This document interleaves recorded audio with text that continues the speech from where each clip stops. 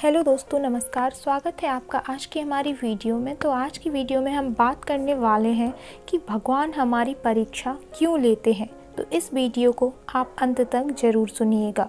सच्चे मन से ईश्वर की आराधना करने वाले महसूस करते हैं कि उनका भगवान हमेशा उनके साथ रहता है। कभी कभी भगवान खुद अपने भक्त की परीक्षा लेता है और जानने की कोशिश करता है कि भक्त कितना उनके करीब हैं और किस तरह से परमपिता परमेश्वर द्वारा बताए गए रास्ते पर चल रहा है। यहाँ एक प्रेरक प्रसंग के जरिए मैं आपको एक ऐसी ही कहानी बता रही हूँ। एक समय मोची का काम करने वाले व्यक्ति को रात में भगवान ने सपना दिया और कहा कि कल सुबह मैं तुझसे मिलने तेरी दुकान पर आऊँगा। मोची की दुकान काफ़ी छोटी थी और उसकी आमदनी भी काफ़ी सीमित थी। खाना खाने के बर्तन भी थोड़े से थे। इसके बावजूद भी वो अपनी ज़िंदगी से खुश रहता था।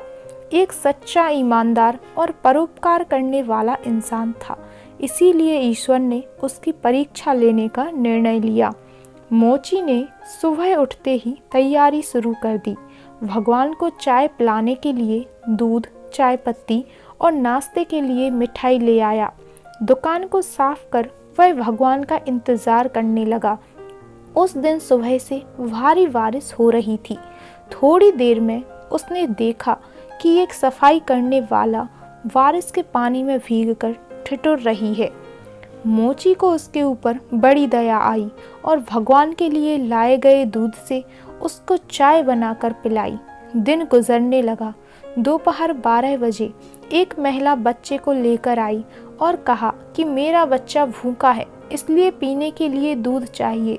मोची ने सारा दूध उस बच्चे को पीने के लिए दे दिया। इस तरह से शाम के 4 बज गए।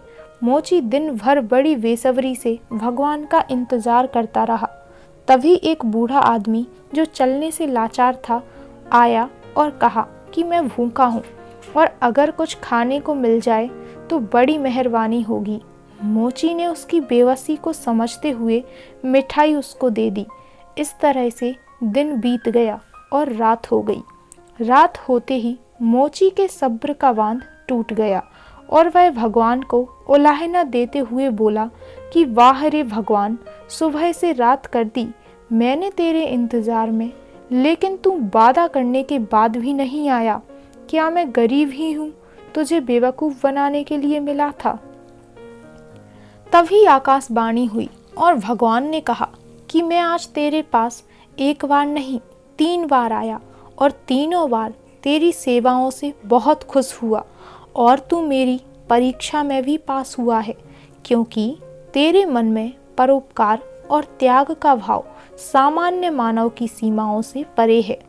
तो दोस्तों, इस कहानी से हमको यह शिक्षा मिलती है कि किसी भी मजबूर या ऐसा व्यक्ति जिसको आपकी मदद की ज़रूरत है, उसकी मदद ज़रूर करना चाहिए, क्योंकि शास्त्रों में कहा गया है कि नर सेवा ही नारायण सेवा है और मदद की उम्मीद रखने वाले ज़रूरतमंद और लाचार लोग धरती पर भगवान की तरह होते हैं, जिनकी सेवा से सुकून के साथ एक अलग संतुष्टि का एहसास होता है।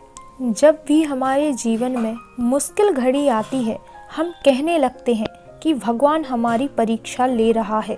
यही सवाल एक बार सद्गुरु से किसी जिज्ञासु ने किया कि क्या एक गुरु अपने शिष्य की परीक्षा लेता है। आइए जानते हैं सद्गुरु का जवाब। मैं इस बारे में तो नहीं जानता, लेकिन शिष्य निश्चित रूप से गुरु की परीक्षा लेते हैं। गुरु के पास शिष्य की परीक्षा लेने का समय कहाँ है।